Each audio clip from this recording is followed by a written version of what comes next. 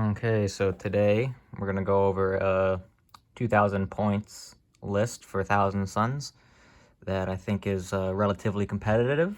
Starting off, it's not too hard to use either, so it's pretty beginner friendly. And I'll give you some tips on how to use it and some other units you might want to replace. So we're gonna start off with HQ choices, and the first one we're gonna have is Ahriman, and we're not gonna give him. He's not gonna be the warlord, but the spells I like to take on him are Baleful, Devolution, Doombolt, and Tzeentch's Firestorm. So you're just really consistent mortal wound output character, which is always helpful, is what I've found. And then next to him we have a Exalted Sorcerer on disc. They're both going to be on discs because you need that 12-inch move. And this guy's going to be the buffing character. So what I do is I pay the points, 25 points to make him a Rahati, and I give him Glamour of Tzeentch, Presage, and Weaver of Fates. All of those very defensive, which you will want to be able to put, which you're going to want to put on your Terminators, Dreadnought, or Forge Fiend. And he helps you guys stay alive. And we also give him, so he'll be the Warlord, and we will give him the Lord of Forbidden Lore, so he knows 3, and with Rahati he can cast all 3 of those powers. So those are all very useful. And then we'll give him the Relic, the Helm of the Daemon Eye. So on a 5-up, you steal your opponent's CP when they use a stratagem, which just helps you get some back throughout the game, because this army can be pretty CP hungry, especially when you use Wrath of the Wrong on a big blob of Terminators, or if you need to spend Unwavering Phalanx. And then next we have a Exalted. We just have a regular sorcerer.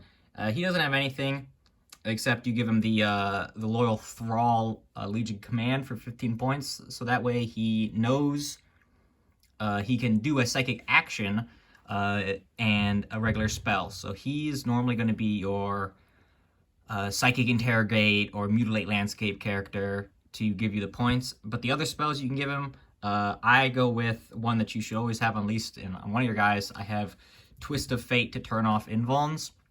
And that's really useful when you start coming in with some heavy hitters like your Forge Fiend and your Leviathan, when invulnerability is going to be the only way that protects them.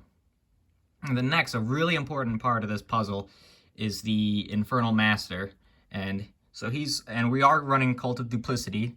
This is one big battalion of Cult of Duplicity. And the relic we gave him is the Umbralific Crystal, so he can pick a infantry unit and teleport them away, not 9 inches away, like every other teleport relic. And also the Warlord trait, the Master Misinformator. So at the start of your game, you can redeploy up to D3 units. So that's really useful because you can have your Terminators placed up very up front, and if you don't go first, you can just put them back. Or if you want, and you want to seize some board control, you can spend 2 CP on Risen Rubrique to maybe put one of these Rubric squads in the middle or in the corner where you need them for a pre-game deployment. But so these are the 4 characters that you're going to be want to protecting. These are your lifeblood of the lines, all right? If they stay alive, you should be doing good. And then so we go into troops. We have 1 squad of Warp Flamers, 4 Warp Flamers, and a regular pistol for points. Next, another squad of regular 5. Squad of 5, squad of 5, and because of points, a squad of 6. None have Soul Reaper cannons, just bare bones. I all gave them the Move Twice spell because it is very, very important, the Temporal Surge. And then, so those are going to be your troops sitting on objectives, moving around, scoring you points. And then for the main bulk of the army is going to be 10 Scarab Occult Terminators, fully loaded out, Soul Reaper cannons and missile racks ready, because these guys are going to be the ones you're going to be pushing in the middle, and your opponent's just going to have to deal with them, because if they don't, they're going to be having a hard time getting rid of them. And so then that leads for backline support. Backline support, I think there's nothing better than the Forge Fiend with triple plasma. And if the Infernal Master's buffs go off, which we go for Glimpse of Eternity and bladed maelstrom.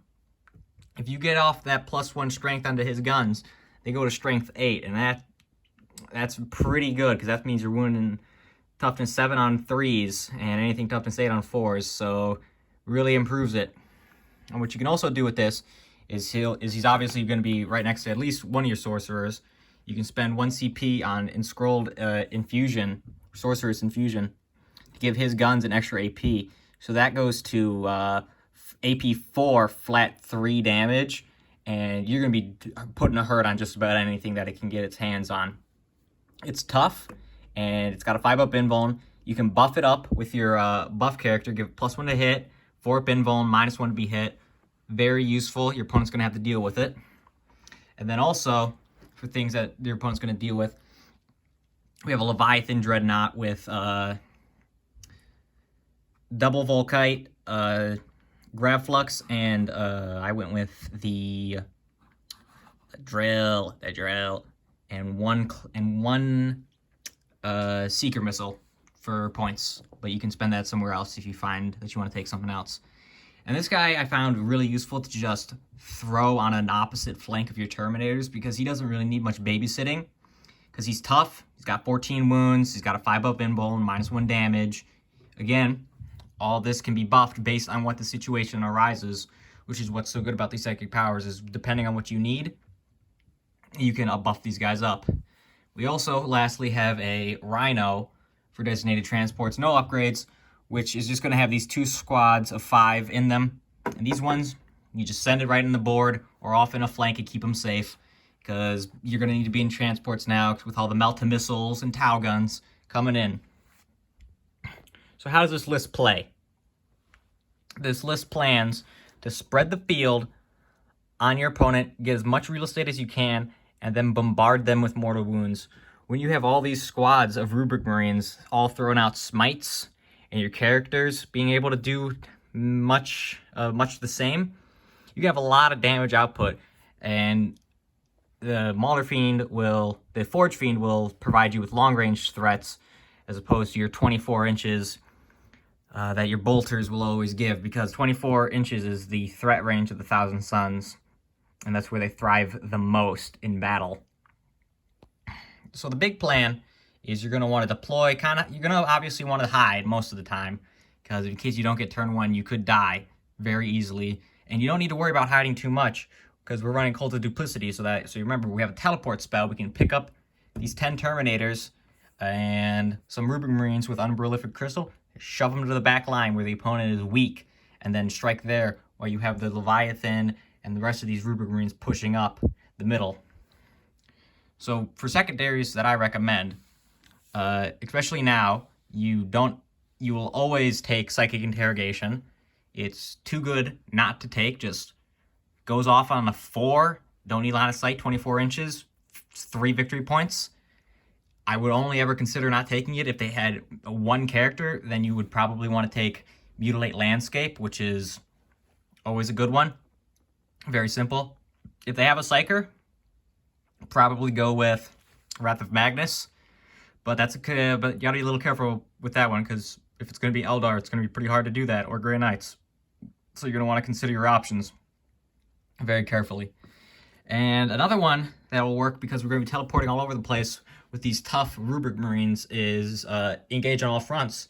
Even though it was changed recently, I still find that will be able to at least net you 2 points a turn if you play it right, and don't commit everything turn 1 and feed it in, because Leviathan can give you it, Rhinos, everyone here can give you it pretty easily if you know what you're doing.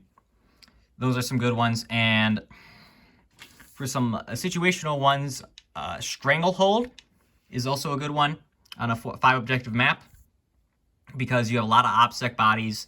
You can teleport where you need to go, you can steal objectives, you can shoot your opponent off of an objective, so that way you're on more than him to score it. And I find that is really useful as well. Some other ones you can take, oddly enough, it would be to the last. If you feel that you're going to be playing rather cagey this game, and you're not going to be really given much inches, to the last would work with this list. It would be the Terminators with full loadout, the Leviathan, and I'm pretty sure either Ahriman or the Forge Fiend. All those you want to keep alive if you can, and if you do, you'll be rewarded for it. So this army, you really need to think ahead because you're not great in melee, you're not great in shooting, you dominate the psychic phase, and that's where you're going to want to shine. Is Ahriman doing as much mortal wounds as he can to a target, positioning him, because he's got a 12-inch move. You can move him up 12, have him cast all his spells, have an ally by him cast Temporal Surge, and just run him back again, so that way he's never in danger, which is very, very useful. Also, that's a great tactic to get Psychic Interrogation off turn 1. Just send one of these guys on a discs. You can advance them 12, they go. Do Psychic Interrogation, someone warp times them back, and they're right behind your characters, right behind your Terminators. The character blob should never leave the Terminators or anything that'll provide them protection, because if they start taking hits, you're going to be in a lot of trouble. So this list equals about 2,000 points.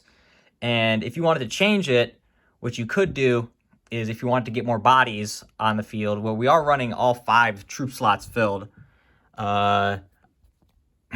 So, if you wanted to, you could drop the Leviathan. If you don't have the Leviathan, that's fine. You can drop the Leviathan, and what you can do is get more Terminators, get Zangors. You can even drop the Leviathan and get another Forge Fiend. I think a Forge Fiend is a staple of your list. You can't leave home without him for the firepower support that he provides.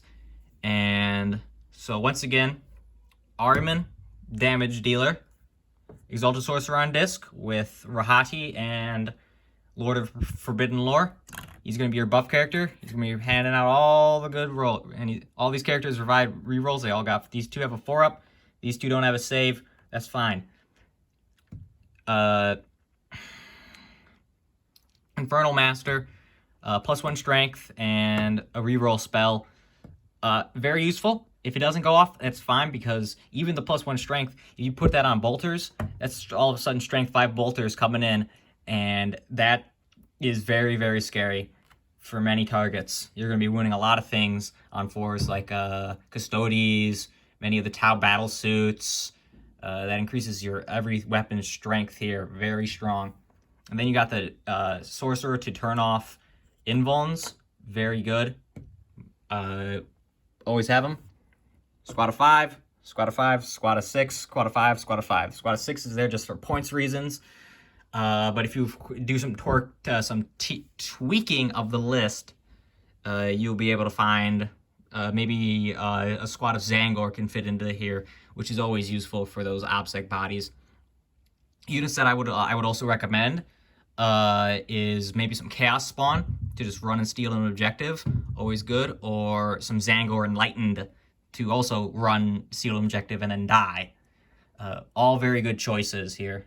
But the main plan, Terminators and Leviathan and the Forge Fiend. These are the 3 staples of your list. You use them well, and you'll perform well. Consistent scoring, all right? You always got to remember, always psychically interrogate. Engage if you can, and do the mission as best as possible. Those are the tips that I would have. So make adjustments to it if you can, and see if it works for you. Bye.